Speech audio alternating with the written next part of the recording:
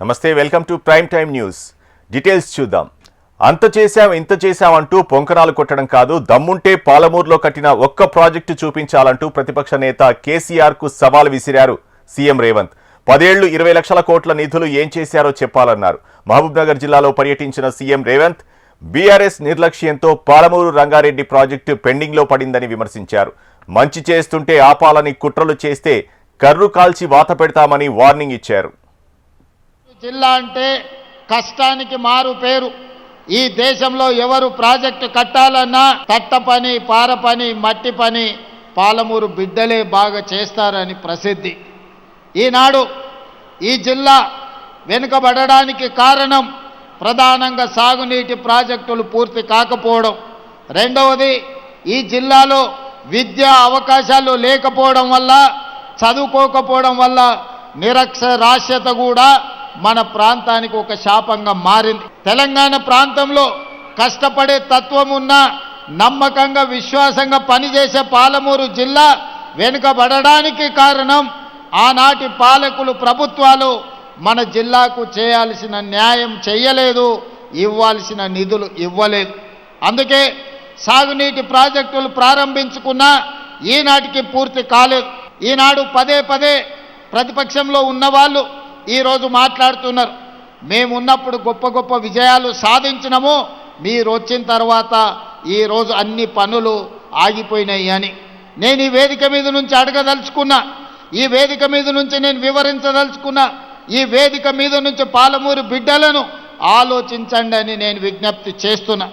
ఈనాడు ఈ జిల్లాలో ప్రధానంగా నిర్మిస్తున్న ప్రాజెక్టులు, ప్రారంభమైన ప్రాజెక్టులు ఏ ఒక్కటైనా గతంలో 10 సంవత్సరాలు పరిపాలన కొనసాగించిన ఆనాటి తెలంగాణ రాష్ట్ర మొట్టమొదటి ముఖ్యమంత్రి గారు ఒక్క కొత్త ప్రాజెక్ట్ అయినా పాలమూరు జిల్లాకు మంజూరు చేసిండా అని నేను సూటిగా సవాలు విసురుతున్నా. ఏ ఒక్క ప్రాజెక్ట్ అయినా కల్వకుంట్ల చంద్రశేఖరరావు గారు ముఖ్యమంత్రిగా ఉన్నప్పుడు ఈ జిల్లాకు మంజూరు చేసిండా? మీరు ఒక్కసారి ఆలోచన చేయండి. ఈనాడు నేను సూటిగా ఆనాటి ముఖ్యమంత్రి నేను సవాలు చేయదలుచుకున్నా, మీరు అనుమతులు ఇచ్చిన ప్రాజెక్టు కానీ, మీరు మంజూరు చేసిన ప్రాజెక్టు ఈ జిల్లాలో ఒక్కటైనా ఉందా? ఈరోజు మా గురించి మాట్లాడుతున్నావు కదా, పాలమూరు రంగారెడ్డి ఎత్తిపోతల పథకానికి 25,000 కోట్ల రూపాయలు కాంట్రాక్టర్లకు బిల్లులు ఇచ్చినవు తప్ప ఉద్దండాపూర్ భూసేకరణకు ఈరోజు ఎందుకు రైతులకు నష్టపరిహారం ఇవ్వలేదు అని నేను అడుగుతున్నా. ఇవన్నీ కాదు, సభలు పెట్టుడు, ఉపన్యాసాలు ఇచ్చుడు, జబ్బలు జరుచుకున్నాడు కాదు, శాసనసభలోకి రా, చర్చ చేద్దాము, ఎవరు ఏందో ప్రజలకు చెబుదామని శాసనసభలో సవాలు విసిరిన. రోజంతా చర్చ పెట్టిన, నీళ్లు నిజాలు ప్రజలకు వివరించిన. నిజంగానే తెలంగాణకు వాళ్ళు ప్రాజెక్టులు తెచ్చుంటే, తెలంగాణ ప్రాజెక్టుల నిర్మాణం పూర్తి చేసి ఉంటే శాసనసభలో మనల్ని అడగడానికి, కడగడానికి వాళ్ళకి అవకాశం ఉండే. మరి ఎందుకు పారిపోయిన సభ నుంచి మీరు ఒక్కసారి ఆలోచన చెయ్యండి. ప్రాజెక్టులను సదర్మాట్ బ్యారేజ్ను నేను ప్రారంభిస్తే మేము సిద్ధం చేసినాం, రేవంత్ రెడ్డి వచ్చి ఫోటోలు దిగుతున్నాడని ఒక మారీచుడు మాట్లాడాడు. ఎక్కడ దేవతలు యాగాలు చేసినా, ఎక్కడ లోక కళ్యాణం కోసం వాళ్ళు యజ్ఞం చేసినప్పుడు వాటిని భగ్నం చేయడానికి శుక్రాచార్యుడు మారీచుడిని, సుబాహుల్ని పంపించేటోడు. ఇవాళ కూడా ఒక శుక్రాచార్యుడు ప్రతిపక్ష నాయకుడిగా ఉన్నాడు, శాసనసభకు రమ్మంటే రాడు, శుక్రాచార్యుడు వై ఫామ్ హౌస్లు ఉంటాడు, మారీచుడిని, సుబాహుల్ని బామ్మార్దుల ముసుగుల్లో అసెంబ్లీకి పంపించి ప్రాజెక్టులను అడ్డుకోమని ఈరోజు కుట్రలు, కుతంత్రాలు చేస్తున్నాడు. కానీ మారీచుడు మాయలేడి రూపంలో వస్తే రాముడు బాణానికి ఏమైందో మీకు తెలుసు కదా. ఇలాంటి శుక్రాచార్యులను, మారీచులను, సుబాహులను వధించగలిగిన శక్తి, రాక్షసులను కట్టి పడేసే బలము పాలమూరు బిడ్డకు ఉంది. మాకు వ్యూహము తెలుసు, ఎత్తుగడ తెలుసు, దెబ్బకు దెబ్బ తీయడం కూడా తెలుసు. ఇవాళ ఆయన చెప్తుండు మేము గొప్పలు చేసినామని, మేము అభివృద్ధి చేసినామని, మేము పరిశ్రమలు తెచ్చినామని, మేము ఉద్యోగాలు ఇచ్చినామని, మేము ప్రాజెక్టులు కట్టినామని, భూములకు నీళ్లు ఇచ్చినామని. నేను ఒక్కటే మాట అడగదలుచుకున్నా, 10 ఏళ్ళు 20 లక్షల కోట్లు మీ చేతులకు వచ్చినాయి, అవి ఎక్కడికి పోయినవో లెక్క చెప్పలే. ప్రాజెక్టులు కట్టుంటే మీరు కట్టిన కాళేశ్వరం 3 ఏళ్లలోనే కూలేశ్వరం అయిపోయింది. 1,00,000 కోట్లు ఖర్చు పెట్టిన ప్రాజెక్టు అక్కడున్నది. పాలమూరు పూర్తి కాలే, ఎస్ఎల్బిసి పూర్తి కాలే, డిండి పూర్తి కాలే, కల్వకుర్తి ఎత్తిపోతలు పూర్తి కాలే, భీమా నెట్టంపాడు కోయిల్ సాగర్ పూర్తి కాలే, మక్తల్ నారాయణపేట కొడంగల్ పూర్తి కాలే. ఇక మీరు కట్టిన సాగునీటి ప్రాజెక్టులు ఎక్కడున్నాయని నేను అడుగుతున్నా. గురుకులాల పేరు మీద పేద విద్యార్థులకు పాఠశాలలు ఇచ్చిండు, ఉండడానికి గూడు లేదు, కనీసం స్నానాలు చేయడానికి బాత్రూంలు లేవు. ఆడపిల్లలు మగపిల్లలు ఎక్కడికి పోవాలని అడిగాను. 20,000 కోట్ల రూపాయలు ఈ 10 ఏళ్లలో సంవత్సరానికి 2,000 కోట్ల రూపాయలు ఖర్చు పెట్టుంటే ఈ పేద విద్యార్థులకు కార్పొరేట్ కళాశాలలతో పోటీపడి ఈ రోజు మొత్తం అభివృద్ధి జరిగి ఉండేది కదా. ఎందుకు రాలేదు, ఎక్కడికి పోయినాయి ఆ నిధులు అని నేను అడుగుతున్నా. తెలంగాణ 10 మున్సిపల్ కార్పొరేషన్లు మున్సిపల్ చైర్మన్ పదవులకు రిజర్వేషన్లు ఖరారు చేసింది ప్రభుత్వం. మహిళలకు 50% రిజర్వేషన్లు కేటాయించింది ప్రభుత్వం. 10 మున్సిపల్ కార్పొరేషన్లలో 5 మహిళలకు, 3 బీసీలకు, 1 ఎస్సీ, 1 ఎస్టీలకు రిజర్వ్ చేశారు. అదేవిధంగా 121 మున్సిపాలిటీల్లో 31.4% బీసీలకు కేటాయించారు. ఎస్టీ 5, ఎస్సీ 17, బీసీలకు 38 కేటాయించారు. మిగిలిన 61 మున్సిపాలిటీ చైర్మన్ పదవులను జనరల్ స్థానాలకు కేటాయించారు. గ్రేటర్ హైదరాబాద్ మున్సిపల్ కార్పొరేషన్తో పాటు వరంగల్, ఖమ్మం, నల్గొండ, నిజామాబాద్ మున్సిపల్ కార్పొరేషన్లు జనరల్ మహిళలకు కేటాయించారు. మహబూబ్ నగర్, మంచిర్యాల, కరీంనగర్ మున్సిపల్ కార్పొరేషన్లు బీసీ మహిళలకు, Kothagudem ST general, Ramagundam SC జనరల్కు కేటాయించారు. 1-2 రోజుల్లో మున్సిపల్ ఎన్నికల షెడ్యూల్ రిలీజ్ అయ్యే అవకాశాలున్నాయి.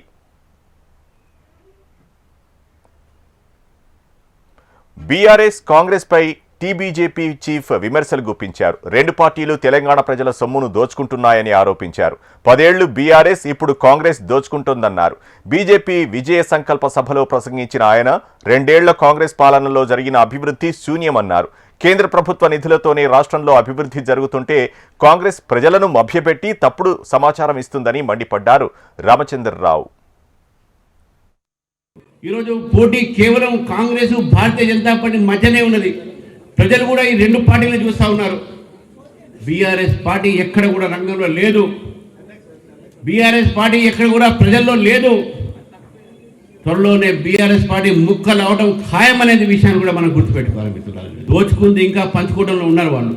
కానీ కాంగ్రెస్ పార్టీ కూడా గత 2 సంవత్సరాల నుంచి ఈ రాష్ట్రంపై పరిపాలన చేస్తూ ఇక్కడ అనేకమైన వాగ్దానాలు చేసిన తర్వాత కూడా ఏ ఒక్క వాగ్దానాలు కూడా పూర్తి చేయకుండా ముఖ్యమంత్రి గారు కేవలం ఢిల్లీకి పోవడం, రావడము, లేకుంటే పబ్లిక్ మీటింగ్ పెట్టడం. నేను ముఖ్యమంత్రి గారు స్పష్టంగా అడుగుతున్నాను, మీరు ఈ రాష్ట్రంలో ఎంతమందికి ఉద్యోగాలు ఇచ్చారు? రైతు బంధు చేసేశారు. మహిళలకు మీరు బంగారం ఇస్తున్నారు, తులం బంగారం ఇస్తున్నారు, ఇంకేవో ఇస్తాను, అవన్నీ కూడా పక్క పెట్టారు. ఈరోజు ఈ రాష్ట్రంలో ఏ వర్గం కూడా, ఏ ఒక్క సమాజం కూడా ఈరోజు సంతోషంగా లేరు. అవినీతి పెరుగుతూ ఉన్నది. 40% కమిషన్ అయిపోయింది ఈ యొక్క ప్రభుత్వం. 40% కమిషన్ అయినటువంటి కాంగ్రెస్ ప్రభుత్వం ఈరోజు మంత్రులు కొట్లాడుకుంటున్నారు. ఇండస్ట్రియల్స్ మీద తుపాకీ పెట్టి బెదిరిస్తూ ఉన్నారు. డెవలప్మెంట్ లేదు, అభివృద్ధి లేదు.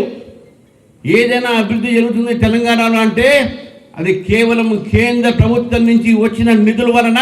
ఈరోజు ఇప్పటి వరకు భారతీయ జనతా పార్టీ కేంద్రంలో ప్రభుత్వం తెలంగాణకు ఇప్పటి వరకు 12 లక్షల కోట్ల పైగా ఇవ్వడం జరిగింది.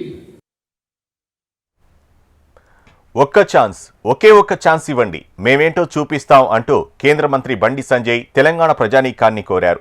బీజేపీ విజయ్ సంకల్ప సమ్మేళనంలో పాల్గొన్న ఆయన ఒక్కసారి బీజేపీకి పగ్గాలు అప్పగించాలన్నారు. మున్సిపాలిటీలు, కార్పొరేషన్లలో అభివృద్ధి అంటే ఏంటో చూపిస్తామని, అవసరమైతే సిఎస్ఆర్ నిధులను తీసుకొచ్చి పనులు చేస్తామని తెలిపారు.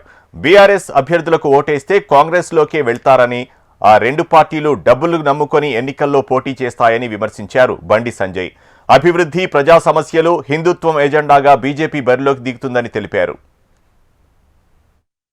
ఇలా 14th finance, 15th finance, Amrit పైసలు కానీ, స్మార్ట్ సిటీ పైసలు కానీ, స్వచ్ఛ భారత్ మిషన్ పైసలు కానీ, ప్రధానమంత్రి ఆవాస్ యోజన కానీ, గరీబ్ కళ్యాణ్ అన్న యోజన కానీ, ఉజ్వల పథకం కానీ, ఇట్లా అన్ని శ్మశాన వాటికల పైసలు కానీ, ఇవాళ కమ్యూనిటీ హాల్ల పైసలు కానీ, ఇవన్నీ కూడా గ్రామాలలో, పట్టణాలలో కూడా ప్రజలకు ఆల్రెడీ అర్థమైపోయింది. కాంగ్రెస్ పార్టీ ఒక్క పైసా ఇవ్వాలి, బీఆర్ఎస్ పార్టీ ఇవ్వాలి, కేంద్ర ప్రభుత్వ నిధులే వస్తున్నాయి కాబట్టి ఇలా భారతీయ జనతా పార్టీకి అవకాశం ఇవ్వాలి ప్రజలు ఆడుస్తున్నప్పుడు మనం ఏముండాలి, ఒక్కసారి ఛాన్స్ ఇవ్వండి వాళ్ళకి. ఒక్కసారి మున్సిపాలిటీని మాకు అప్పచెప్పండి, ఒక్కసారి కార్పొరేషన్ మాకు అప్పచెప్పండి. అభివృద్ధి ఏందో మేం చేసి చూపెడతాం. ఇప్పటి వచ్చిన అభివృద్ధి నిధులను కూడా కేంద్రానియే.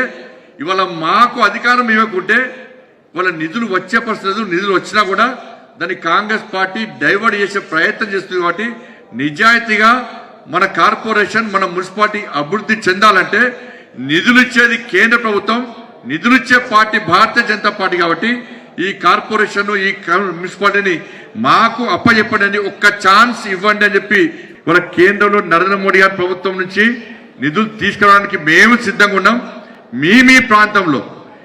మీ ప్రాంతంలో మున్సిపల్ చైర్మన్లను, మేయర్లను గెలిపించడానికి మీరు సిద్ధంగా ఉన్నారనే ఒకసారి గుండె మీద చేసుకొని ఆత్మవిమర్శ చేసుకోండి. పక్కా మీరు చైర్మన్లను, మేయర్లను మాకు అప్పగించండి, రాష్ట్ర పార్టీకి అప్పచెప్పండి. మీ మున్సిపల్లను, మీ కార్పొరేషన్లను అభివృద్ధి చేసే బాధ్యతను మేము పక్కా తీసుకుంటాం. మేము ఏందో నిరూపిస్తాం. సీనియర్ కాంగ్రెస్ నేత జగ్గారెడ్డి సంచలన వ్యాఖ్యలు చేశారు. తాను జీవితంలో సంగారెడ్డి నుంచి ఎమ్మెల్యేగా పోటీ చేయనని ప్రకటించారు. రాహుల్ గాంధీని సంగారెడ్డి పిలిచి ఇన్సల్ట్ చేశానేమో అనే ఫీల్ అయ్యానని అన్నారు. నా కోసం రాహుల్ గాంధీ సంగారెడ్డికి వచ్చారు, నన్ను గెలిపించాలని ప్రచారం చేశారు, అయినా ప్రజలు ఓడించారన్నారు. నేను చాలా ఆవేదన చెందానని, అందుకే సంగారెడ్డిలో నేను ఎమ్మెల్యేగా జీవితంలో పోటీ చేయనని అన్నారు. నా భార్య నిర్మల పోటీ చేసినా నేను ప్రచారానికి రానని, రాష్ట్రంలో ఎక్కడైనా వెళ్లి ప్రచారం చేస్తానని చెప్పారు. ఈ గంజి మైదాన్లో ఇందిరాగాంధీ వచ్చింది. ఇది ఆ డయాస్ మీద మీరు చూసిరు ఎవరైనా ఇందిరాగాంధీ చేతులు ఎప్పుడు ఇందిరాగాంధీ ఈడికి వచ్చింది మాట్లాడింది? ఇందిరాగాంధీ ఇదే గంజి మైదాన్లోకి వచ్చి ఈడ మాట్లాడింది. ఎప్పుడు ఆమె ఎంపీ ప్రైమ్ మినిస్టర్, ఆయన మన్మడు రాహుల్ గాంధీ ఈడికి వచ్చిండు, రాష్ట్రం వచ్చిండు, నా దగ్గరికి స్పెషల్గా వచ్చిండు, నా కోసం స్పెషల్గా వచ్చిండు. ఆయన వచ్చిండు, ఈడ నిలబడ్డాడు, దగ్గర తీసుకున్నాడు. ఇది మీరు ఇట్లా అందరు కూర్చున్నారు. కానీ ఒక ఇందిరాగాంధీ మన్మడు రాహుల్ గాంధీ గంజి మైదానికి వచ్చినాక జగ్గారెడ్డిని సంగారెడ్డి ప్రజలు ఓడగొడితే ఏమన్నా అర్థం ఉందా? ఇదేమన్నా ఉందా? మీరే చెప్పండి, మీరు చెప్పండి. ఎక్కడ ఇందిరాగాంధీ, ఎక్కడ ఆయన మన్మడు రాహుల్ గాంధీ గంజి మైదానికి వచ్చి జగ్గారెడ్డి మీద భుజం చేయేస్తే సంగారెడ్డి పబ్లిక్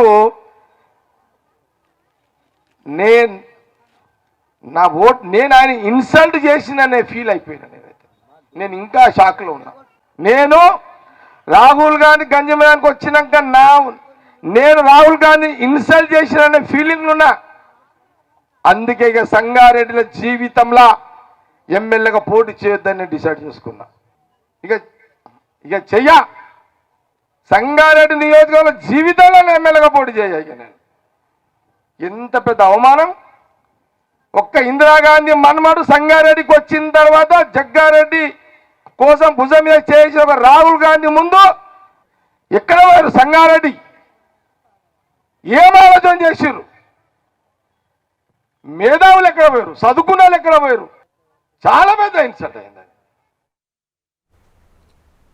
జిల్లాల పునర్విభజన పేరుతో జిల్లాల రద్దుపై ప్రభుత్వం చేస్తున్న ప్రయత్నాలను తిప్పికొట్టేందుకు ఉద్యమ కార్యాచరణ చేపట్టాలని BRS working president KTR party శ్రేణులకు పిలుపునిచ్చారు. ఉమ్మడి నల్గొండ, మహబూబ్ నగర్ జిల్లా పార్టీ నేతలతో కేటీఆర్ సమావేశమయ్యారు.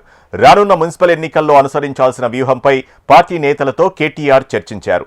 ప్రతి మున్సిపాలిటీ వారీగా ప్రత్యేక కార్యాచరణతో స్థానిక పరిస్థితులకు అనుగుణంగా సమష్టిగా ముందుకు పోవాలన్నారు. ముఖ్యంగా పాలమూరు రంగారెడ్డి ఎత్తిపోతల పథకం ప్రాజెక్టు పనుల్లో జరుగుతున్న ఆలస్యం, కృష్ణా జలాల వాటా వంటి కీలక అంశాలను ప్రజల్లోకి తీసుకుపోవాలని సూచించారు. వీటితో పాటు 20 నెలలుగా కాంగ్రెస్ ప్రభుత్వం చేస్తున్న హామీల అమలు వైఫల్యాన్ని, మోసాన్ని పార్టీ నేతలు ఎండగట్టాలని దిశానిర్దేశం చేశారు. సీఎం రేవంత్ తుగ్లక్లా నిర్ణయాలు తీసుకుంటున్నారని బీఆర్ఎస్ వర్కింగ్ ప్రెసిడెంట్ కేటీఆర్ అన్నారు. అబద్ధాలతో అధికారంలోకి వచ్చి హామీలు పక్కన పెట్టారని తెలిపారు. సికింద్రాబాద్ అస్తిత్వాన్ని ప్రభుత్వం దెబ్బతీస్తోందన్నారు. తెలంగాణ తల్లి విగ్రహాన్ని మార్చివేశారని తెలిపారు. కాకతీయ కళాతోరణం తీసివేస్తారన్నారు.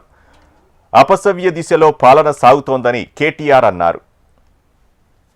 హైదరాబాద్ అస్తిత్వాన్ని మాత్రం మేము ముట్టుకోలేదు.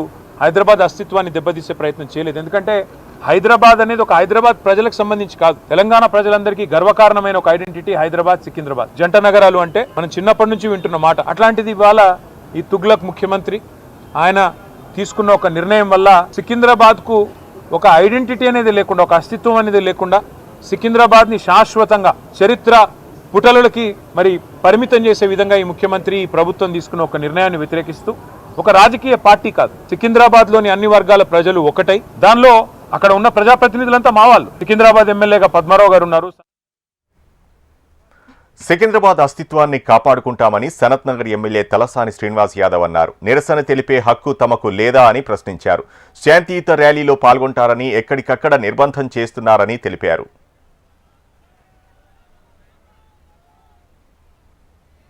ఎక్కడ చూసినా కానీ ఏదైతే స్టార్టింగ్ పాయింట్ అయినటువంటి సికింద్రాబాద్ రైల్వే స్టేషన్ కానీ, మంజు థియేటర్ కానీ, క్లాక్ టవర్ కానీ, ప్యాట్నీ సెంటర్, మంజు థియేటర్, మరి అదేవిధంగా ప్యారడైస్ సర్కిల్ నుంచి గాంధీ స్టాచ్యూ వరకు కొన్ని వేలాది మంది పోలీసులని మోహరించి కొన్ని వేలాది మందిని అరెస్ట్ చేసి తీసుకుపోవడం అనేది దుర్మార్గమైనటువంటి చర్య. దీన్ని తీవ్రంగా మేము ఖండిస్తాం.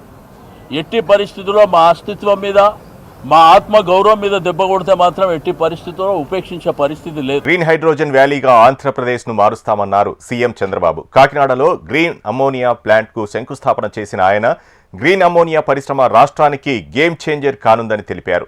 ప్రపంచంలోనే తొలి గ్రీన్ అమ్మోనియా ప్లాంట్ స్థాపించి చరిత్ర సృష్టిస్తున్నామని వెల్లడించారు.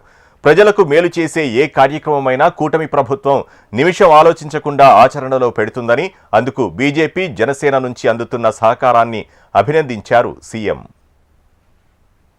ట్రెడిషన్ కాపాడుకుంటూ ఈరోజు టెక్నాలజీ ప్రపంచంలోనే మొట్టమొదటిసారిగా లార్జెస్ట్ గ్రీన్ అమోనియా మన తెలుగువాడు అనిల్, అదే మరి మహేష్ కలిసి ఏఎం గ్రీన్ కో ఈరోజు ఏర్పాటు చేస్తున్నారంటే ఇది ఒక చరిత్ర. 2027 మిడ్ కంతా అంటే మే జూన్ కంతా కూడా మొదటి ప్రొడక్షన్ కాకినాడ నుంచి స్టార్ట్ అవుతుంది. 0.5 మిలియన్ టన్స్. ఒకప్పుడు చరిత్ర రాస్తే ఎవరో చేస్తే మనం చూసేవాళ్ళం, కానీ ఈరోజు చరిత్ర తిరగరాయడంలో తెలుగువాడు ముందున్నాడంటే గర్వపడుతున్నా. మొట్టమొదటిసారిగా భారతదేశంలో పవర్ సెక్టర్ రిఫార్మ్స్ తీసుకొచ్చిన రాష్ట్రం ఆంధ్రప్రదేశ్ రాష్ట్రం. తర్వాతనే అన్ని రాష్ట్రాలు ప్రారంభించాయి. అదే మాదిరిగా ఈరోజు 2014లో గ్రీన్ ఎనర్జీకి నాంది పలికాం. 2025లో గ్రీన్ హైడ్రోజన్కి, గ్రీన్ అమోనియాకు నాంది పలికామని చెప్పి కూడా నేను మీకు తెలియజేస్తున్నా. క్లీన్ ఎనర్జీ కేంద్రంగా ఏపీలో గ్రీన్ అమోనియా ప్రాజెక్టు రూపుదిద్దుకుంటుందన్నారు డిప్యూటీ సీఎం పవన్ కళ్యాణ్.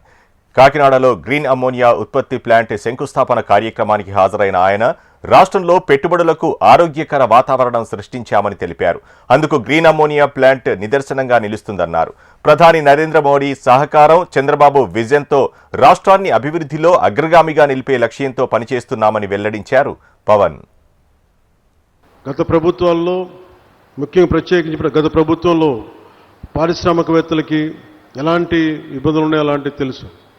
కానీ గౌరవ ముఖ్యమంత్రి గారు చెప్పేది పారిశ్రామికవేత్తలకి, పెట్టుబడులకి ఎలాంటి ఇబ్బంది కలగకుండా చాలా ఆరోగ్యకరమైన వాతావరణం ఉండాలని వారు చెప్పే దానికి నిదర్శనం ఈ రోజున ఈ భవిష్యత్తులో ఇది ఒక $10 బిలియన్ ఒక పెట్టుబడులు వచ్చే ఒక బలమైన కంపెనీగా దీన్ని తయారు చేయడం మనస్ఫూర్తిగా వారికి నా అభినందనలు తెలియజేస్తాను. సంవత్సరానికి 1.5 మిలియన్ మెట్రిక్ టన్నుల గ్రీన్ అమోనియా ఉత్పత్తి లక్ష్యంగా నిర్దేశించబడింది. 15,600 కోట్లు పెట్టుబడులు ఉండగా దానికి అనుసంధానంగా సుమారు $8 బిలియన్ అంటే దాదాపు 60, మన డబ్బులు చెప్పాలంటే 66,400 కోట్ల విలువైన రెన్యూబుల్ ఎనర్జీ పెట్టుబడులు కూడా భవిష్యత్తులో సాధ్యమవుతాయి. 2027 చివరి తొలి దశ కమిషనింగ్ లక్ష్యంగా రెన్యూబుల్ ఎనర్జీ ఆధారిత క్లీన్ ఎనర్జీ కేంద్రంగా ఈ ప్రాజెక్టు రూపుదిద్దుకోబోతుంది. నిర్మాణ దశలో దాదాపు 8,000 మందికి అలాగే ఆపరేషన్ దశలో దాదాపు 1500 మందికి ప్రత్యక్ష ఉపాధి, పరోక్షంగా దీని ఆధారం. పల్నాడు జిల్లాలో సాల్మన్ హత్య కేసుపై వైసీపీ చేస్తున్న ఆరోపణలను ఖండించారు మంత్రి కొల్లు రవీంద్ర. వ్యక్తిగత గొడవకు రాజకీయ రంగు పులిమే ప్రయత్నం చేయడం దురదృష్టకరమన్నారు.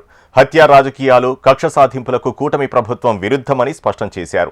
వైసీపీ హయాంలో పల్నాడు జిల్లాలో చేసిన అరాచకాలను గుర్తు చేశారు. పిన్నెల్లి, మాచర్లలో జరిగిన ఘటనలో వైసీపీ అరాచకానికి నిదర్శనమని కొల్లు రవీంద్ర అన్నారు. కుట్ర రాజకీయాలతోనే వైసీపీ పతనమైందని అన్నారు. పల్నాడులో జరిగినటువంటి ఒక వ్యక్తిగతమైనటువంటి ఎవరైతే సల్మాన్ అనే అతను ఉన్నాడో వైసీపీ నాయకుడు, ఈ సాల్మాన్ అనే వ్యక్తి ఒక రౌడీ షీటర్. దాదాపు సంవత్సరం నుంచి గ్రామానికి దూరంగా ఉండి మొన్న 10వ తారీఖున గ్రామంలోకి రావడం, వచ్చిన వెంటనే అక్కడ ఎవరైతే పేతుర్, అతను కూడా మాల సామాజిక వర్గానికి చెందినటువంటి పేతుర్ని గొడవ పడతాం, మొట్టమొదటి సాల్మానే పేతురు మీద దాడి చేయటం, పేతురు తిరిగి అతని మీద తల మీద గాయం చేయటం, హాస్పిటల్లో అడ్మిట్ అయి ఆ గొడవలో అతను చనిపోవడం జరిగింది. అమరావతిపై విషం చిమ్మేలా జగన్ మాట్లాడుతున్నారని మంత్రి పార్థసారథి అన్నారు. వైసీపీ నాయకులకు ప్రజలు, రైతు సమస్యలపై చిత్తశుద్ధి ఉంటే అసెంబ్లీకి వచ్చి ప్రశ్నించాలన్నారు. 2024 ఎన్నికల్లో ప్రజల ఆగ్రహానికి గురైన వైసీపీకి అమరావతి పాపమే శాపమై కేవలం 11 సీట్లకే పరిమితమైందని అన్నారు. రాజ్యాంగం, ప్రజాస్వామ్యంపై వైసీపీకి గౌరవం లేదన్నారు పార్థసారథి.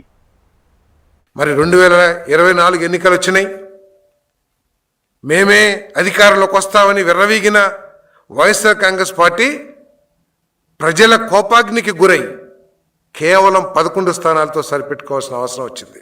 2024 ఎన్నికల తర్వాత ఏం మాట్లాడారో ఒకసారి ఆలోచించేయమని చెప్పేసి అడుగుతామన్నా నేను. మేము ప్రజల మనోభావాల్ని గుర్తించలేకపోయాము. ఆంధ్రప్రదేశ్ రాజధాని అమరావతి. 2029లో మా పార్టీ అధికారంలోకి వస్తే జగన్మోహన్ రెడ్డి గారు అమరావతి నుంచే పరిపాలన చేస్తాడు, విశాఖకు వెళ్ళరని చెప్పేసి మరి ఆ పార్టీ జగన్మోహన్ రెడ్డి గారు రైటు లెఫ్ట్ అంతకుముందు సకల శాఖ మంత్రి గారని చెప్పేసి అంటూ ఉండేవాళ్ళు. సజ్జల రామకృష్ణారెడ్డి గారు స్వయంగా చెప్పారు. ఈరోజు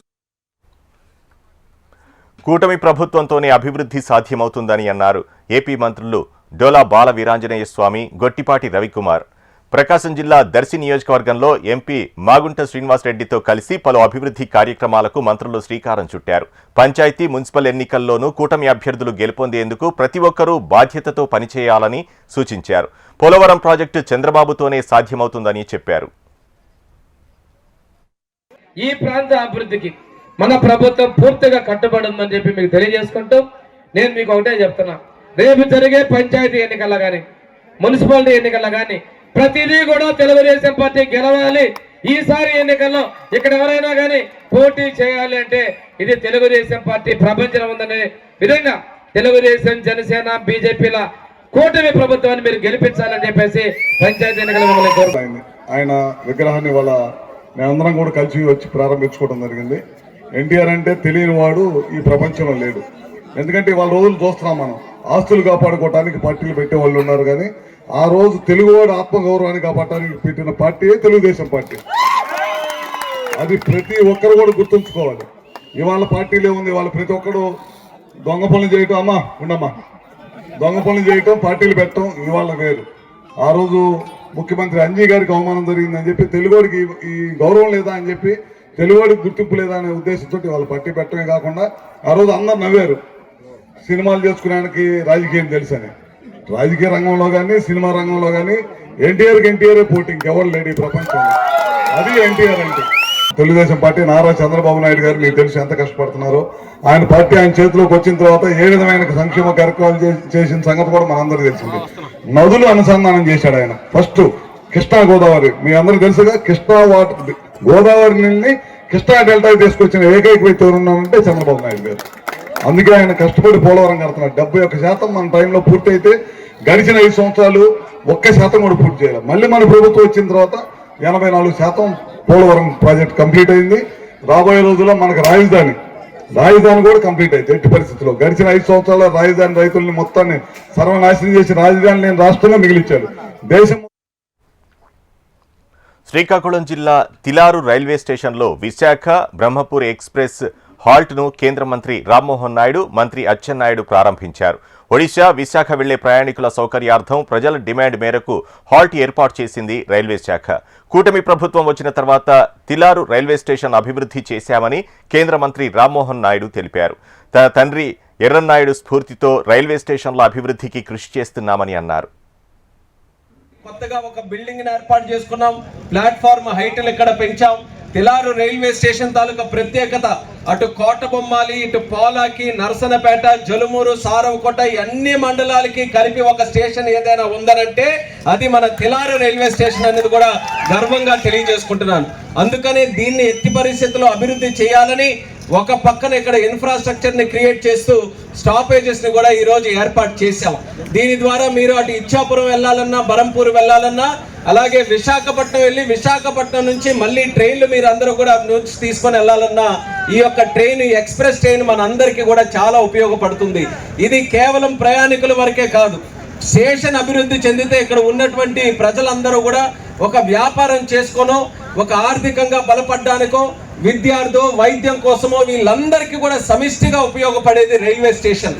అందుకని ఎర్రన్నాయుడు గారు అంత దృష్టి పెట్టారు. ఇచ్చాపురం నుంచి విశాఖపట్నం దగ్గరికి వెళ్తే ఒక్క స్టేషన్ కూడా హైవే పక్కన లేదు. ఏకైక స్టేషన్ మన హరిశ్చంద్రపురం స్టేషన్ ఒక్కటే ఉంది. దాంట్లో కూడా మంచి కెపాసిటీ ఉంది.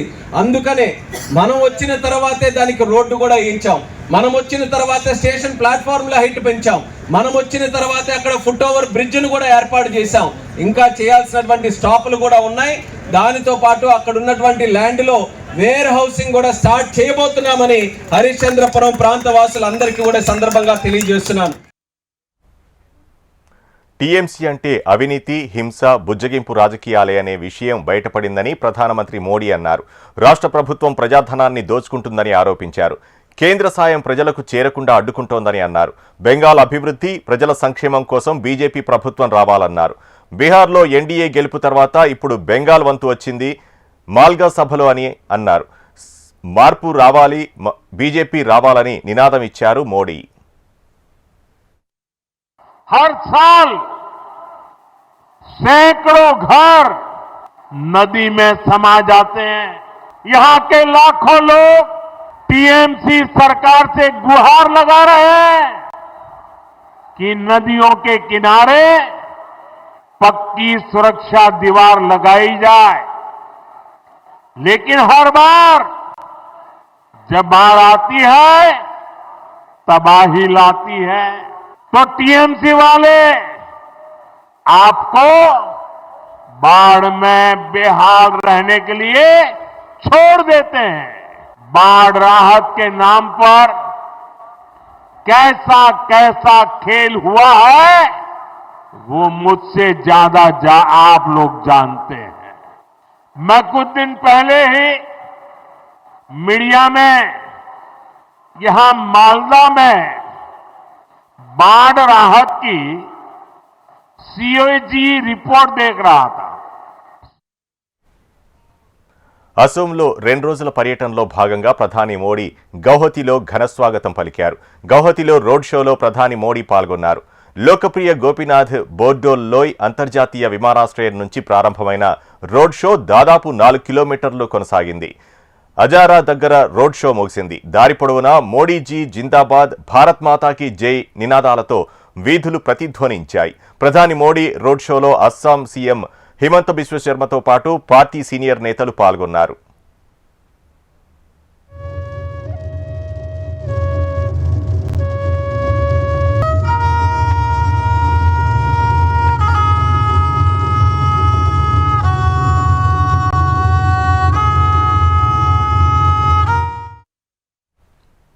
వెస్ట్ బెంగాల్లోని ముర్షిదాబాద్ జిల్లాలో ఉద్రిక్తత నెలకొంది. బెంగాల్కు చెందిన అలావుద్దీన్ షేక్ అనే వ్యక్తి జార్ఖండ్లో హత్యకు గురవడంతో బెల్గాం గ్రామంలో పరిస్థితులు ఉద్రిక్తంగా మారాయి. మైనార్టీలపై ఇతర రాష్ట్రాల్లో దాడులు జరగటాన్ని నిరసిస్తూ వందల మంది బెల్గాం గ్రామస్తులు రోడ్డెక్కారు. 12వ నెంబర్ జాతీయ రహదారిని బ్లాక్ చేశారు. రైళ్ల రాకపోకలు సాగకుండా ట్రాక్లపై నిరసన తెలిపారు. రైల్వే స్టేషన్ గేట్ ధ్వంసం చేశారు. హైవేపై టైర్లు కాల్చి ధర్నా చేయడంతో భారీగా ట్రాఫిక్ జామ్ ఏర్పడింది. 5 గంటల పాటు పరిస్థితి ఉద్రిక్తంగా ఉండగా ముర్షిదాబాద్ పోలీసులు రంగంలోకి దిగారు. ఆందోళనకారులను చెదరగొట్టి పరిస్థితిని అదుపు చేశారు. ఈ నిరసనల్లో జర్నలిస్టులు సహా 12 మందికి గాయాలయ్యాయి.